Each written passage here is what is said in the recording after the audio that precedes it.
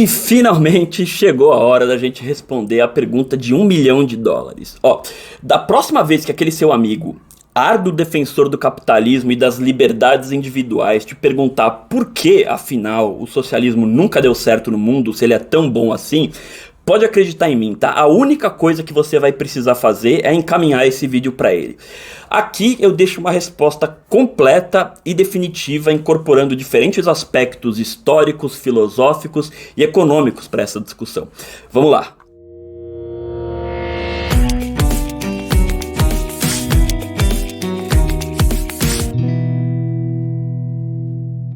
Bom, uma coisa eu posso garantir com toda a certeza do mundo, tá? Se você é uma pessoa de esquerda, então você já ouviu essa pergunta alguma vez.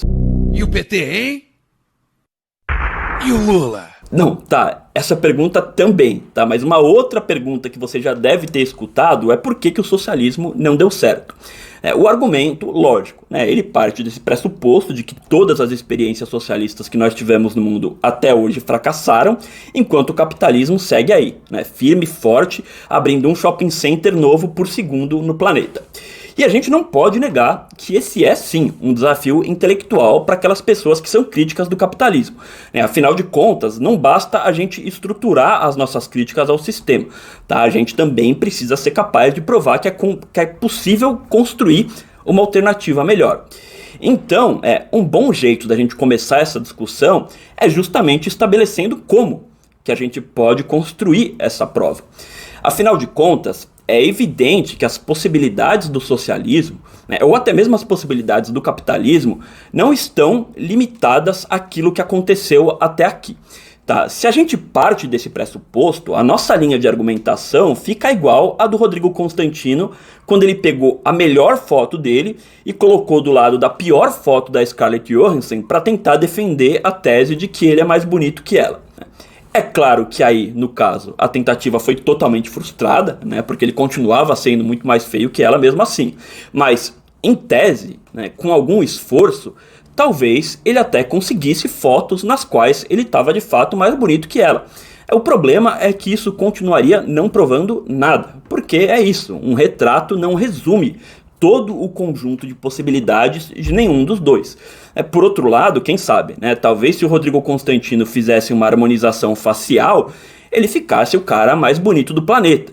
Enquanto a Scarlett Johansson, por outro lado, talvez já tenha atingido todo o potencial máximo dela, né? Então essa discussão, ela precisa ser um pouco mais profunda que isso. E é justamente isso que eu quero fazer aqui, tá? Aprofundar um pouco mais a discussão. Porque veja bem, é muito simples, tá? Marx escreveu O Capital, que até hoje é a crítica mais completa ao capitalismo, na metade do século XIX. E se nós pegássemos uma máquina do tempo e voltássemos ao século XIX, eu tenho certeza absoluta que nós não teríamos nenhuma dificuldade de concordar que o mundo era uma merda completa. Tá, naquela época você tinha jornadas de trabalho de 12, 14, 16 horas, as pessoas trabalhavam em condições totalmente insalubres, tinha criança de 10 anos de idade trabalhando em mina de carvão claustrofóbica. Ou seja, se Marx fosse escrever O Capital baseado apenas nas particularidades das experiências capitalistas que tinham existido até ali, O Capital seria um livro bem curto. Tá? Seria um livro de uma página só, na verdade. Ia estar escrito, capítulo 1, bicho, tá tudo ruim demais, fim. Mas Marx tentou ir muito além nessa análise, né? Não que ele não tivesse preocupado com a realidade, pelo contrário, né? A análise dele é totalmente focada na realidade. Mas não no sentido de analisar as contingências da Alemanha, ou da Inglaterra, ou da Bélgica, ou mesmo de todo mundo especificamente no século XIX. Não, a análise de Marx buscava compreender qual que é a lógica do capitalismo, né? Quais são as coisas que fazem com que o capitalismo seja capitalismo e quais são as contradições implícitas nessa essência. Por isso mesmo, tantas previsões de Marx continuam sendo válidas até hoje. E provavelmente continuarão sendo válidas enquanto existir capitalismo. Ou seja, é lógico que Marx não previu a invenção do TikTok. É óbvio que Marx não imaginou o lançamento do Kinder Ovo. Mas ele provou há quase 200 anos que essa merda só podia dar em crise, né, em abismos sociais, em fome e desemprego, o que permanece sendo cada vez mais e mais real. Isso significa, portanto, que se a gente quiser refutar Marx, a gente não precisa, de maneira nenhuma, fundar um mundo capitalista onde essas coisas deixem de existir. De jeito nenhum. A gente não precisa transformar o planeta numa propaganda eleitoral do Partido Novo para provar que Marx estava errado. Bastaria que a gente demonstrasse, tá, na teoria mesmo, que as contradições apontadas por Marx não são, de fato, contradições, ou pelo menos não são contradições inevitáveis. Se isso for feito, ótimo. Aí a gente vai atrás de tentar construir esse mundo capitalista na prática. Consertar o modelo atual, afinal de contas, é sempre muito mais fácil do que construir um modelo totalmente novo. Exceto, é claro, quando isso é impossível. Então, esse é o primeiro ponto aqui. Tá? Da mesma forma, a refutação do socialismo não pode se concentrar apenas em críticas às experiências passadas ou presentes. Tá? Até porque a realidade prática ela sempre vai estar lotada de variáveis que não têm absolutamente nada a ver com o modelo econômico em si. Tá? E aqui a gente pode entrar um pouco em algumas dessas variáveis só para ilustrar a questão. Um primeiro ponto, sobre o qual muito raramente a gente pensa, é o fato de que o capitalismo evoluiu. Ele teve a possibilidade de evoluir. Vamos lembrar que o socialismo, por regra, foi implementado em todos os países através de uma revolução. Tá, e uma revolução implica em dizer que houve uma inflexão completa naquilo que vinha sendo feito até então. Tá, uma revolução, por definição, é uma mudança brusca de rumos. O capitalismo, por sua vez, ele pode ser muito bem compreendido como um processo secular de continuidade, né, do sistema escravista e do sistema feudal que antecederam ele. E é claro que sempre que você faz uma inflexão, a chance de você fazer merda é muito maior. Eu me lembro, por exemplo, quando eu vim morar sozinho, que eu fiquei mais de um ano vivendo à base de miojo, né, que era a única coisa que eu sabia fazer. E olha que nunca na minha vida eu errei um miojo, né? E é óbvio que a primeira vez que eu tentei fazer uma lasanha, né, um nhoque, ficou horrível. Na verdade, até hoje fica, né? Mas isso não quer dizer que era melhor eu ter continuado comendo miojo pro resto da vida. E essa não é uma coisa trivial, tá? Porque aquele capitalismo do século XIX, que eu disse que era insuportável, ele já tinha acumulado séculos de evolução, né? E ele já evoluiu muito mais desde então. Ao passo que as experiências socialistas mais longevas da história ainda não completaram nem sequer o seu primeiro século de vida. Além de serem experiências muito mais pontuais, né, muito mais restritas a um ou outro país, que, portanto, tiveram muito menos espaço do que o capitalismo para evoluir. Ou seja, ninguém precisa passar pano para as experiências socialistas para defender o socialismo.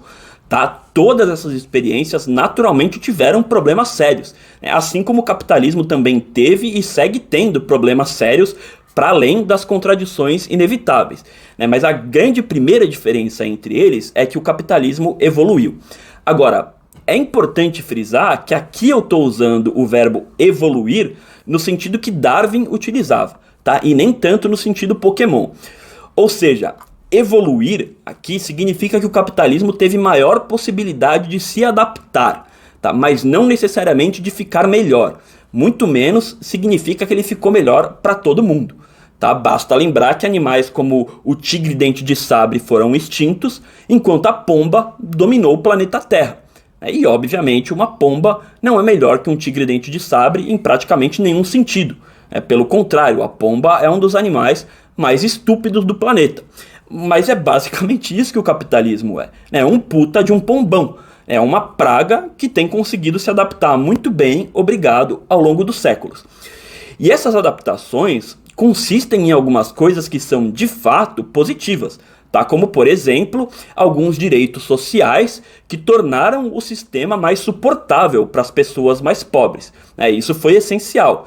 Mas essas adaptações também têm a ver com toda uma colonização filosófica que faz com que a gente acredite que a vida só faz sentido se a gente estiver pensando em qual é o próximo carro, né, qual a próxima blusinha que a gente vai comprar. Isso tem a ver com aquilo que o Mark Fisher chama de realismo capitalista.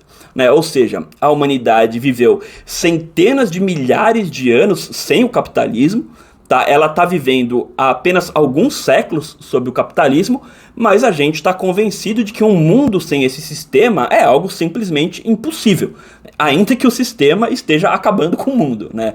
E lógico, essas adaptações do capitalismo também têm a ver com, por exemplo, o desenvolvimento de um antidepressivo novo todos os anos, né? Porque esse é o único jeito das pessoas suportarem essa existência que o próprio capitalismo nos impõe. Me parece, então, gente, bastante evidente que o capitalismo não sobreviveria muito tempo sem todas essas adaptações pelas quais ele foi passando ao longo dos séculos.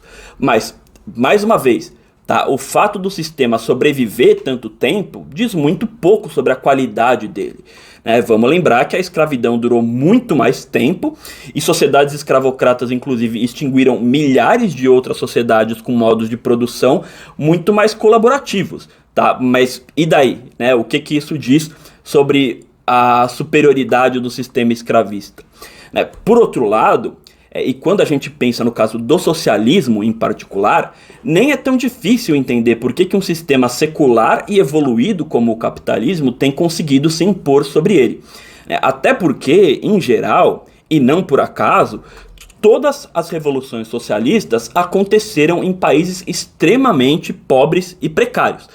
Ninguém imagina que o pessoal da Noruega vai fazer uma revolução porque eles não têm drenagem linfática na saúde pública. As pessoas fazem revolução porque está tudo fodido, porque literalmente não tem o que comer. E isso faz com que exista um certo padrão nas experiências socialistas ao longo da história. O padrão de que, por exemplo, no geral, essas experiências duram algumas décadas com alto índice de apoio popular, porque efetivamente elas costumam trazer uma melhora significativa nas condições materiais desses países, o que, cá entre nós, já deveria ser suficiente para provar a viabilidade prática do sistema. Mas o que acontece é que, passadas algumas décadas, especialmente quando vão nascendo gerações já dentro do socialismo, essa referência anterior se perde. E a nova referência passa a ser o próprio mundo capitalista. Mas não o mundo capitalista como um todo, é lógico. Até porque uma boa parte do mundo capitalista está tão fodida quanto eles, talvez até pior. Mas a referência que vai é a da propaganda, é a referência do American Dream. A expectativa das pessoas é que se elas acabarem com o socialismo num determinado país, todo mundo vai viver igual a Shakira. E essa é uma percepção construída com relativa facilidade na mente das pessoas. Não só porque a condição material dos países socialistas é sim uma condição bastante precária, mas também porque o mundo capitalista, sendo ele hegemônico, tem várias e várias formas de garantir que essa condição não melhore. Tá, vamos lembrar que a divisão internacional do trabalho impõe essa relação de interdependência entre os países. Ou seja, qualquer país no mundo que passe por uma revolução socialista hoje, invariavelmente vai ter dificuldade de acesso a uma série de produtos, tá? Muitos deles essenciais. Para isso, basta que o bloco capitalista decida embargar esse país. E, aliás, nem precisa o bloco capitalista como um todo decidir isso. Tá? Como todo comércio internacional é intermediado pelo dólar, na prática basta os Estados Unidos tomarem essa decisão e o país já vai ser colocado necessariamente numa condição extremamente delicada. Então, assim, é claro que quando a gente olha em retrospectiva na história para tentar entender a causa da queda da União Soviética, ou a causa da pobreza da Coreia do Norte, é muito difícil a gente tentar chegar a conclusões definitivas. Até porque esses fenômenos são multifatoriais, e dentre esses fatores, mais uma vez, é claro que sempre estão problemas de decisões estratégicas internas, sem sombra de dúvida. Mas basta a gente pensar a partir do cenário atual para entender que essa condição de isolamento global já é motivo suficiente para justificar as dificuldades de qualquer país, independente da qualidade do modelo que ele segue. Tá? Muito concretamente, vamos tomar o caso do Brasil como referência e imaginar o que seria hoje de um Brasil isolado do resto do mundo. Tá? E vamos lembrar que o Brasil tem uma posição extremamente privilegiada nesse sentido, tá? Porque ele tem uma das maiores reservas de água doce do planeta, é um dos maiores produtores de alimentos do mundo, ou seja, vários temas que seriam problemas imediatos para qualquer país no mundo, aqui não seriam. Mas o Brasil não tem autossuficiência de trigo. Ele não tem autossuficiência de alumínio, de cobre, de zinco, sem contar que ele não tem tecnologia e nem mão de obra qualificada para produzir basicamente nenhum produto industrial. Hoje em dia, até o Guaraná Jesus deve ser importado da China. Ou seja, até mesmo um país privilegiado como o Brasil teria uma situação bastante precária se fosse isolado do resto do mundo, mesmo que ele continuasse tendo um sistema capitalista internamente. Então, não é nenhuma surpresa que os países socialistas em geral vivam aos trancos e barrancos tentando manter a revolução viva enquanto resistem a interferências externas. Tá? E isso é algo tão previsível, mas tão previsível, que certamente era o principal ponto de tensão dentro da própria União Soviética, que já foi a primeira grande experiência socialista da história.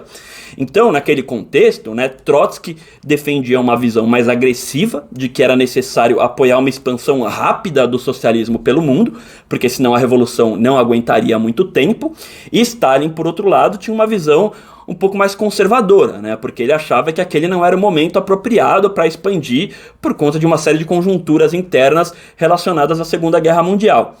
Mas o fato que eu estou querendo dizer com tudo isso é que nenhum socialista jamais defendeu a tese de que era possível, dentro de um mundo capitalista, você construir um país socialista rico, próspero, autossuficiente, desenvolvido.